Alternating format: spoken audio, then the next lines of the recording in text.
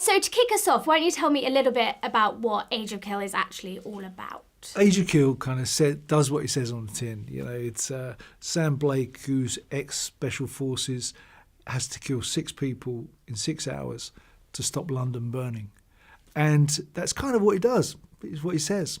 It's a very kind of high intense film, a kind of very edge of the seat kind of stuff. So what is it like getting to shoot stuff like that? Because obviously as an audience, when you watch it, you're very like tense. Well, how do you kind of get into that? Yeah, because it's very strange, because the high intensity kind of action stuff that you always see on any film is sometimes the slowest and the hardest to shoot, because there's so many more camera angles, there's so much more time taken on it, that you can be on a fight scene for, you know, a good day that seems quite simple, that will go past on camera, on screen in a flash.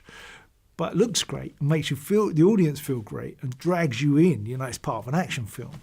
But to actually shoot that stuff is sometimes the slowest and the hardest. Are you someone who kind of enjoys kind of getting your hands dirty and doing your stunts and getting to throw your weight around? I do some of them, not all of them, you know, I have to say, you know, it all depends. Sometimes it all depends how I feel in the morning, you know, if I take on the stunt or if somebody else does it. I have no problem with a stuntman stepping in.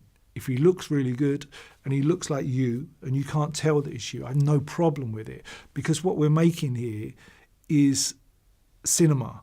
Cinema is all about using whatever you can use, getting it up on the screen in any way you can do it, to make the audience believe that they are in that situation, right? And to take them on the journey with you, right? There's no I have no kind of testosterone in me that wants me to say everything I see on the screen, I did it, you know. That doesn't worry me at all. But what does worry me is whatever goes on the screen is the best you can get up there.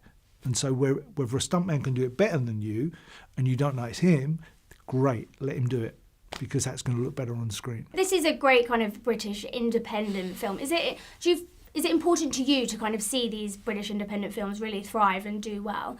It's important, yeah, because what independent films do, you know, there's never much money in independent films. I wish there was more, you know, but there isn't. You know, trying to find money to make an independent film is very hard work, and I appreciate people that do get it done. I think what it does, though, is give lots of young actors, actors that wouldn't get jobs otherwise, it gives them a break, and it gives them a window of opportunity to put a CV together, to have scenes on tape which are invaluable when you're a young actor trying to make your first steps out there. So people like Jonathan Softcott, who turn these films out, all credit to him. You know, he's giving young actors a break.